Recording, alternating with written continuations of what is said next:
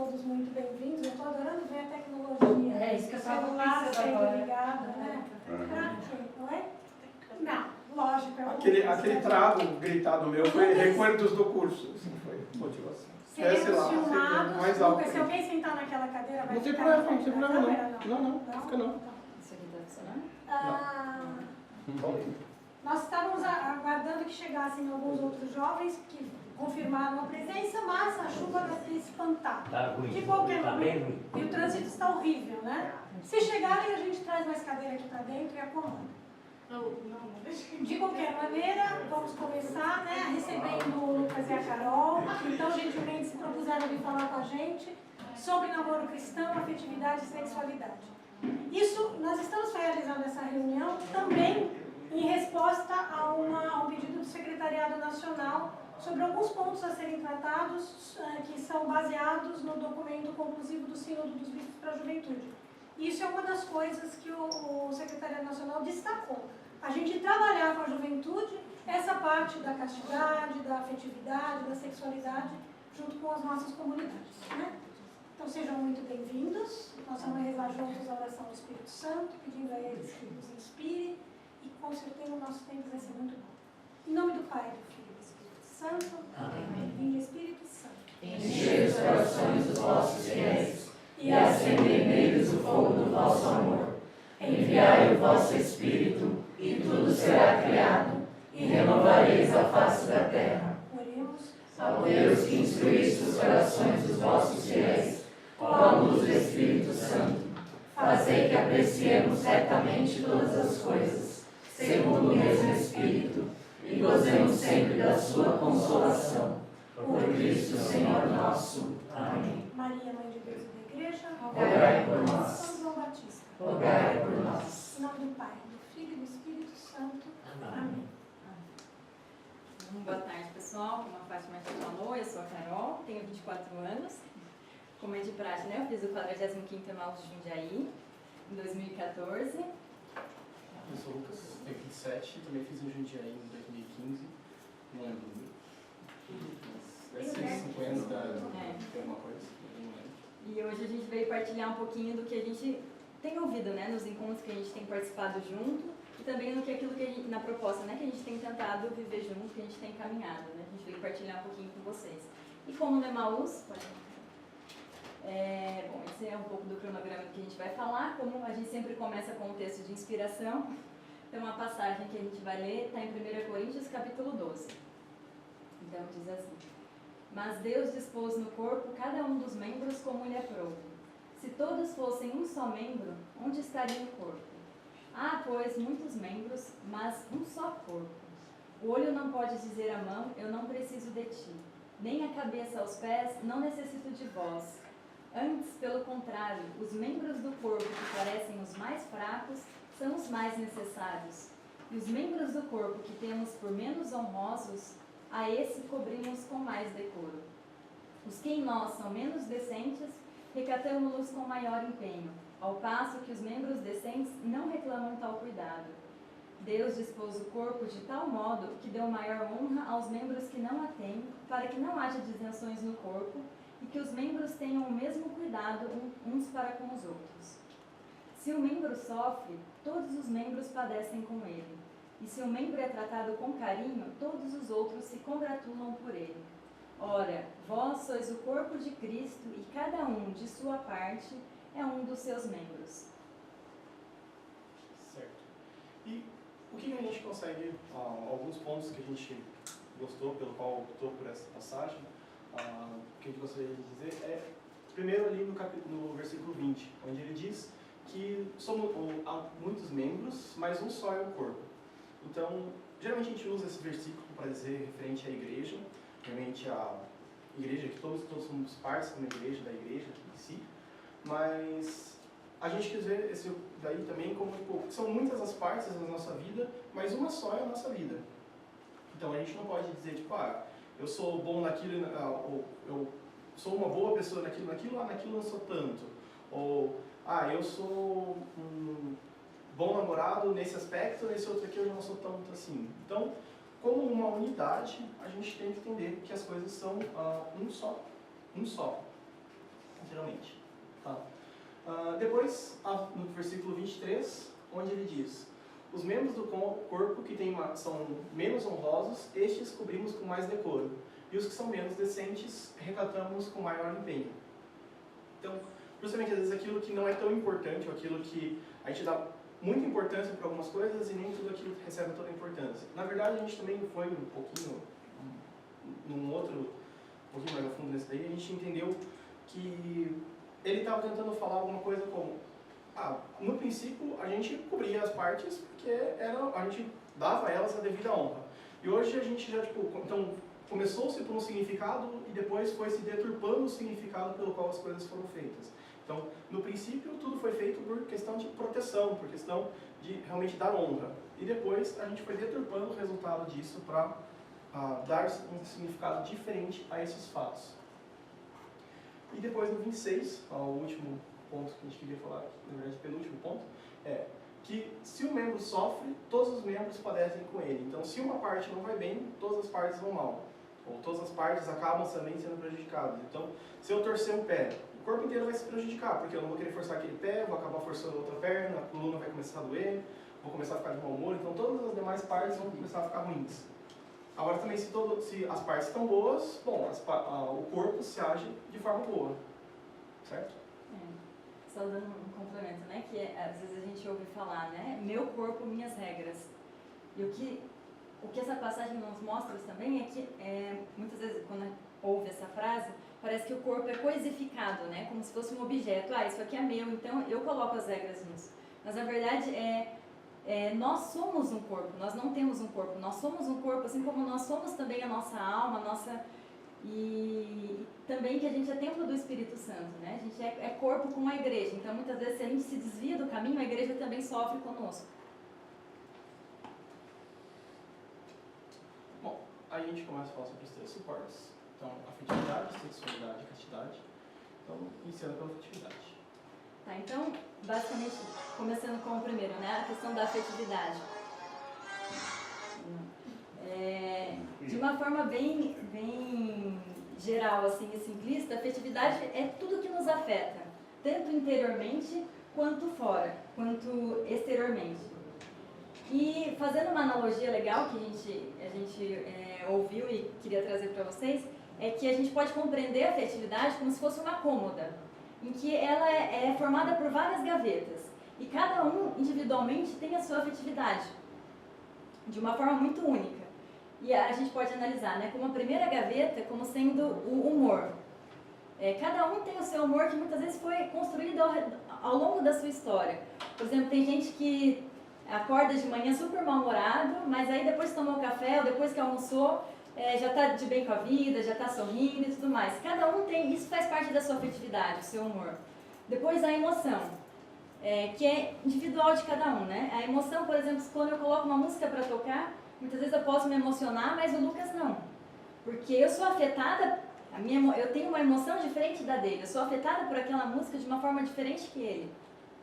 A terceira gaveta se diz ao sentimento, mas mais no sentido de valor. Por exemplo, se o Lucas, para ele, um valor, um exemplo X, né?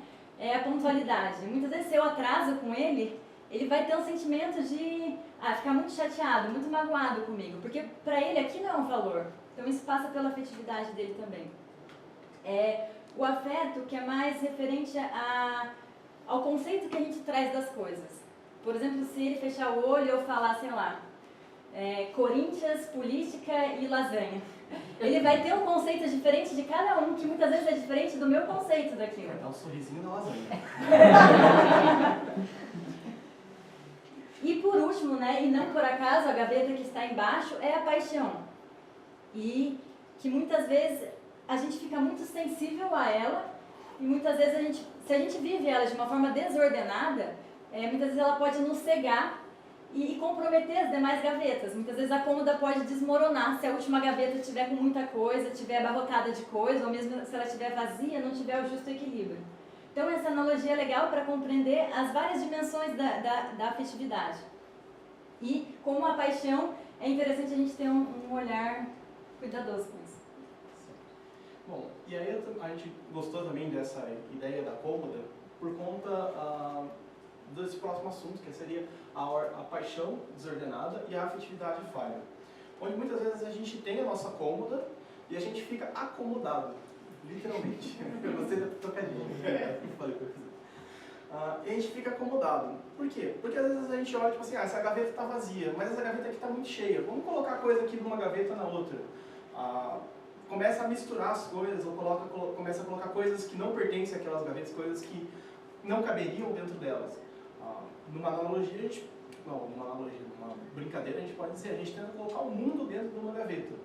E aí o mundo no sentido de colocar muita coisa, ou o mundo também no sentido da vivência externa que a gente tem. Então, às vezes tenta encaixar o mundo dentro de nós, a gente não pode fazer isso. Cada gaveta nossa tem uma característica, tem um estado, certo?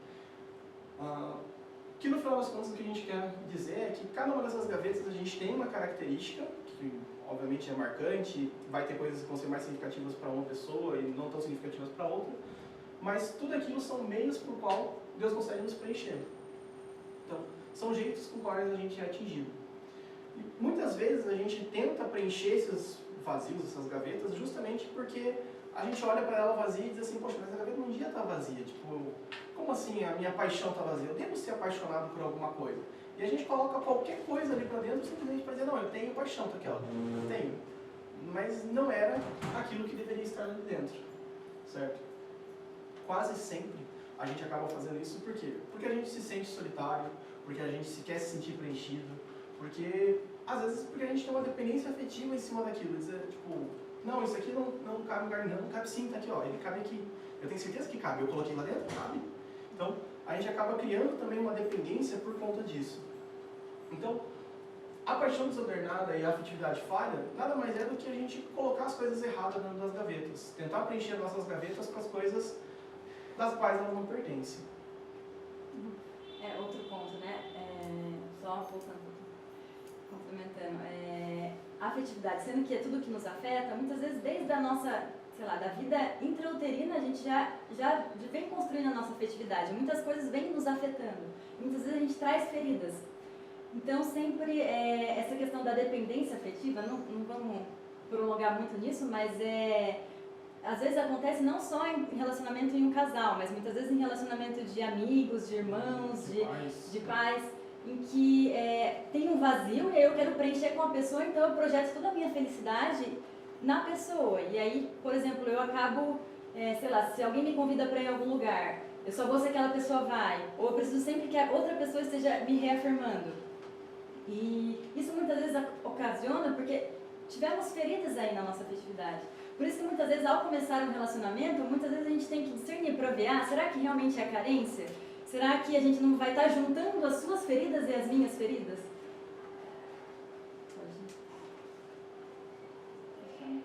Então, depois a gente tem aquela boa pergunta. Às vezes a gente tem receios de fazer algumas coisas, principalmente quando a gente está falando de afetividade, quando a gente está falando de afetividade realmente de casais, então de namoro, quando a gente tenta começar a namorar, ou quando é uma coisa que sempre é complicada, pelo menos para mim sempre foi complicada, eu nunca posso falar pela minha experiência, nunca vivi a pele de outras pessoas para dizer isso. Mas quando a gente começa a querer namorar com alguém, a gente tenta porque a gente está querendo gostar da pessoa, ou porque a gente está começando a gostar da pessoa, tem um sentimento querendo se desenvolver, mas aí a gente, por conta de algumas coisas, a gente fica com aquele pé atrás. Mas será que isso não é tipo porque eu estou desejando? Será que eu não estou vendo coisa onde aquilo não existe? Será que aquilo não é alguma coisa que eu estou querendo colocar, alguma coisa dentro da minha gaveta que não deveria estar ali? E, por exemplo, quando a gente começou a namorar, no caso, eu e a Carol, a gente não começou a namorar logo, tipo assim, chegando, tipo assim, sentando um do lado do outro, vamos namorar? Vamos, vai, sair namorando. Não, a gente, tipo, ficou um bom tempo enrolando, digamos assim, conversando. Calma. Conversando. Aí até que lá pelas tantas, a gente realmente olhou, tipo assim, um pro outro e falou, olha, eu não sei se é isso ou não. Não sei o que está acontecendo, mas não é normal, não é só a amizade que eu estou sentindo, mas eu não sei direito o que é. Então beleza, então vamos conversar mais a fundo. Então a gente foi discernir. E aí passamos um tempo discernindo. Um tempo onde a gente rezava, onde a gente conversava, onde a gente saía, se conhecia e tudo mais, mas sem namoro, assim, sem nenhuma... Sem abraços e beijos. Isso, exato. Eu estava tentando achar uma palavra para isso, mas Beleza. Fomos nesse processo, ficamos nesse processo durante alguns meses, e até que finalmente a gente começou a namorar. E aí quando a gente começou a namorar, a gente estava seguro de que realmente a gente começaria a namorar. E aí começamos a namorar e cá estamos. A gente tinha medo, obviamente, de que isso pudesse ser, por exemplo, as minhas feridas ou as feridas delas, que estavam tentando, tipo assim, vamos tentar sarar essas duas feridas e colar. Bom, vamos lá, colocar ferida, pronto, ninguém está vendo mais as feridas, estão tampadas. Mas não, a gente estava com esse receio e por conta disso também, de se machucar ou machucar ao outro, a gente foi discernindo. Certo? Então, geralmente, quando a gente fala de afetividade, a gente fala afetividade e sexualidade. Mas o que a afetividade tem a ver com sexualidade? Na verdade, a afetividade afeta e muito a sexualidade. Então, se a gente tem problemas na nossa afetividade, às vezes a gente tem problemas na nossa identidade, naquilo que nós somos e como nós expressamos aquilo. Logo, a gente tem problema também na nossa sexualidade, que a gente vai adentrar agora. Então, a afetividade é a base e o fundamento para uma sexualidade segura. Então, é ela que nos dá a base para a vivência da sexualidade. Então, adentrando agora em sexualidade. Então, essa é a questão, né? A sexualidade não está apenas ligada à relação sexual. Ela diz mais respeito à nossa identidade, aquilo que nós somos.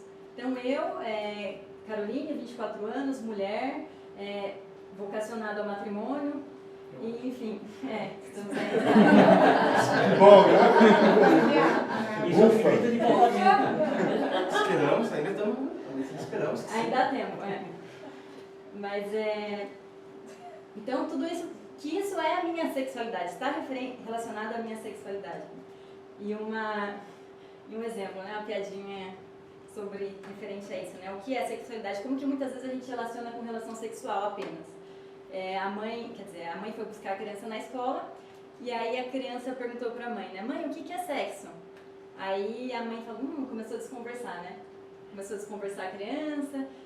E aí ela chegou em casa, ela chamou o esposo, falou, Zequinha tá perguntando o que é sexo, acho que agora não dá mais para esconder, a gente vai ter que conversar com ele sobre isso. E não, então vamos preparar tudo aquilo que a gente já conversou, pega a lousinha lá, vamos desenhar, vamos ser bem didático, vamos mostrar, vamos de uma forma legal fazer com que ele compreenda, né? Aí depois do jantar, Zequinha sentou lá e daí começou os pais, né? Toda uma explicação, filho, não sei o que, né? No Gênesis e tudo mais, e ali começou a desenhar. E aí no final os pais perguntaram pro Zequinha, né? Mas Zequinha, por que você perguntou o que é sexo? Por que você está interessado nisso?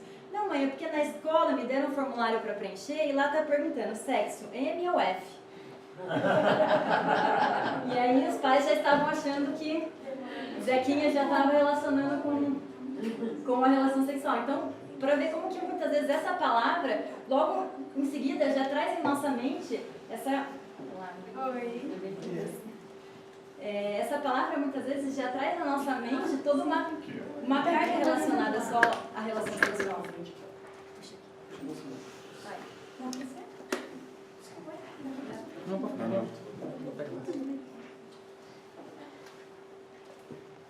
Então essa piada do Zequinha foi só para ilustrar um pouquinho.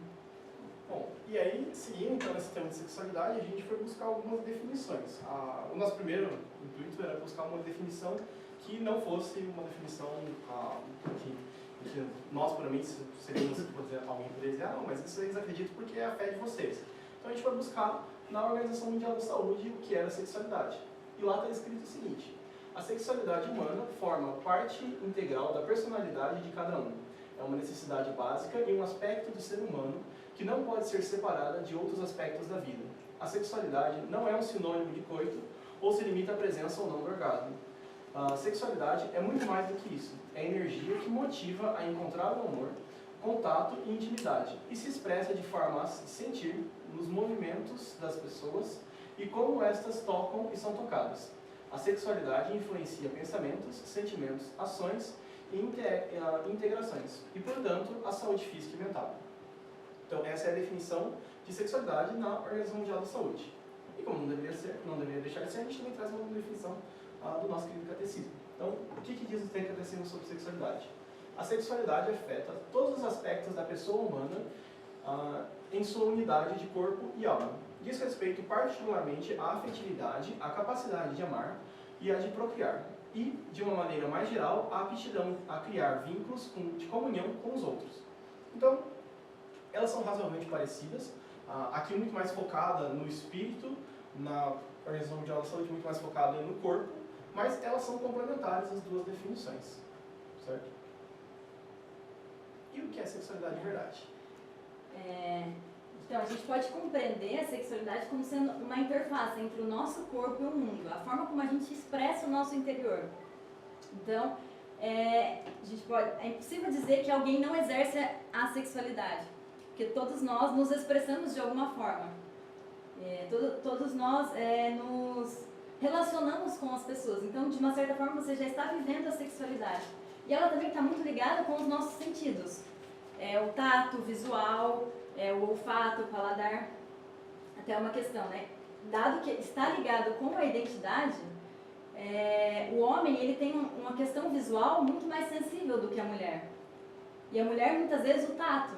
Então, a sexualidade também passa por essa questão do sentido. Fala. E existem aquelas pessoas que dizem que são assexuais. Então, existem aquelas pessoas que dizem que, tipo, não tem um sexo definido. E é uma coisa que tem, tipo, infelizmente, se viralizado hoje, as pessoas gostarem de ficar brincando de mudar de sexo e coisas do gênero. Brincando entre aspas, tá? Mas não se definem sexualmente. Mas a gente não está falando sexualmente, tipo, de qual é o comportamento sexual da pessoa. A gente está falando aqui de sexualidade no sentido que, mesmo ela não se definindo, ela ainda possui uma sexualidade. Você ainda consegue atingir, ela ainda é atingida por essas coisas, ela ainda pode ter um estímulo visual, ela ainda pode ter um estímulo tátil, ela ainda pode ter, tipo, alguma coisa que atinge ela. Tá? Então, a sexualidade não é unicamente exclusiva da ação sexual.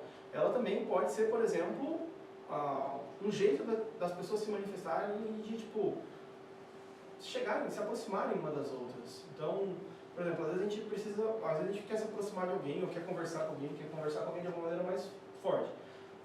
Sei lá, às vezes a pessoa vai se sentir mais acolhida por você simplesmente porque você conseguiu chegar na linguagem dela, você conseguiu chegar na forma com a qual ela sente, com a forma com a qual ela se expressa.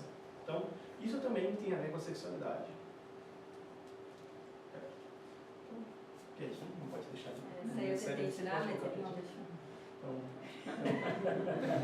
Eu acho ótimo, tipo, Mulher é muito fácil, é como um livro aberto, mas é um livro de física quântica em chinês, mas está aberto. Tá lá.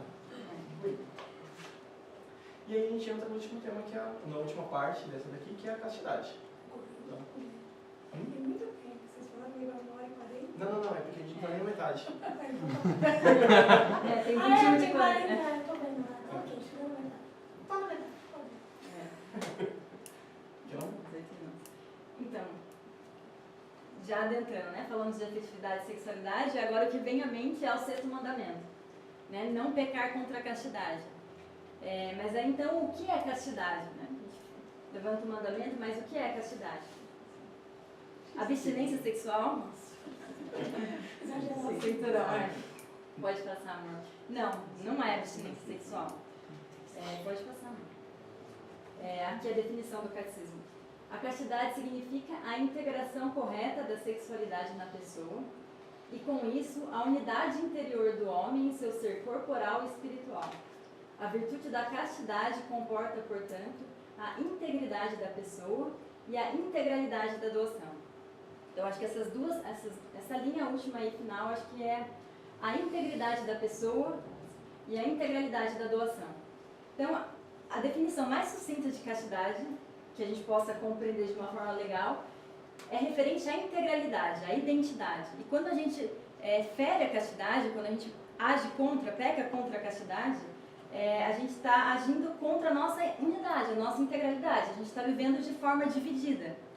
Porque o nosso corpo está dizendo uma coisa, está dizendo, eu sou toda tua, estou dizendo que eu sou toda teu. Mas a minha vida não condiz com aquilo. Porque eu não tenho compromisso ainda, por exemplo, no caso, né, da relação sexual fora do matrimônio. Eu estou dizendo uma coisa com o meu corpo, mas eu não tenho ainda um compromisso da minha vida. Eu não tenho um compromisso, por exemplo, eu digo uma coisa com o meu corpo e logo em seguida eu pego as minhas coisas, eu vou para minha casa, ele vai para a casa dele e Então eu estou vivendo de forma dividida. Porque eu estou dizendo uma coisa com o meu corpo, mas a minha vida diz outra. Eu não estou unido com ele no sacramento do matrimônio. Sereis uma só carne, sereis um. Então, por isso que essa visão é interessante da gente enxergar que a castidade está relacionada com a integralidade, da gente ser íntegro e viver integralmente. E também ela está relacionada, né, de forma como a igreja nos ensina, né, que o ato sexual ele tem duas naturezas. Ele tem a natureza procriativa e a natureza unitiva. Então, a natureza unitiva seria como que é um ato para a comunhão do casal, a comunhão de amor do casal, para unir o casal unido pelo matrimônio. E a natureza procriativa, que é o sentido de gerar vida, que o ato sexual esteja aberto para gerar vida.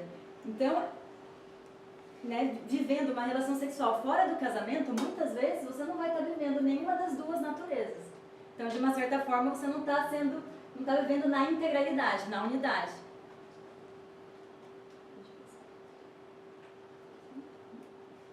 Tá, então, mais um pouquinho, né? Ainda assim, como que a igreja enxerga a relação sexual?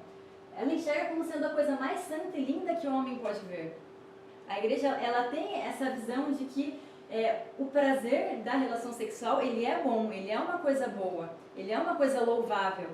Que bom que Deus quisesse, né? Que através desse ato que gerasse uma nova vida, fosse algo que gerasse prazer, algo que gerasse satisfação, mas ela nos apresenta de que ela só vai ser vivida no sentido máximo quando a gente viver de forma integral, da gente amar de forma integral. E aqui diz, né, a castidade é um convite para amar completamente. Ela é um amor em todas as dimensões, né? Seja respeitando a hora, né? A hora que estivermos, sim, unidos no matrimônio, aí eu posso dizer, eu te amo dessa forma, mas ainda não é a hora. E muitas vezes, qual é o contrário de amar? Tantas vezes a gente se pergunta por isso, muitas vezes a gente fala, é o ódio, ok. Quase sempre, né? O contrário do amor, de amar, é a indiferença, mas muitas vezes é usar. Quando eu estou usando a pessoa para o meu prazer. Então, muitas vezes a gente troca declarações de amor, dizendo que eu te amo, mas a gente usa a pessoa como se fosse um objeto para obter prazer. Então, por isso que, reforçando, né? É um convite para amar completamente, para purificar mesmo as nossas intenções, muitas vezes da carne, né? Que muitas vezes E também que eu gosto tem ali aquela frasezinha ali no meio, na verdade foi tirada num outro lugar, mas qual que era o contexto? Ali tá, prazer é areia que é levada pelo vento e pela água, e que logo não sobra nada. Então como se eu pegasse um montinho de areia, se eu tentar pegar um monte de areia e colocar na água, a areia vai se escapar. Mesmo que eu tenha uma mão muito grande, uma mão muito forte e consiga fazer muita força com ela, ela ainda vai escapar. Vai escapar pelo vento, vai escapar pela água, ela vai se esvair. Então, se eu tiver ali essa areia, se eu não transformar ela em alguma coisa mais sólida, ela vai embora. Então, o que eu posso fazer? Eu posso ter um processo de aquecimento, transformá-la em vidro, posso fazer uma mistura, transformar ela em cimento, posso transformar ela em várias coisas. Mas ela, por si só, ela é muito mole, ela se esvai muito fácil. Então, é muito fácil a gente perder ela, mas é difícil e quando a gente vê ela, a gente já perdeu tudo, a gente já não tem mais nem um pouquinho de areia.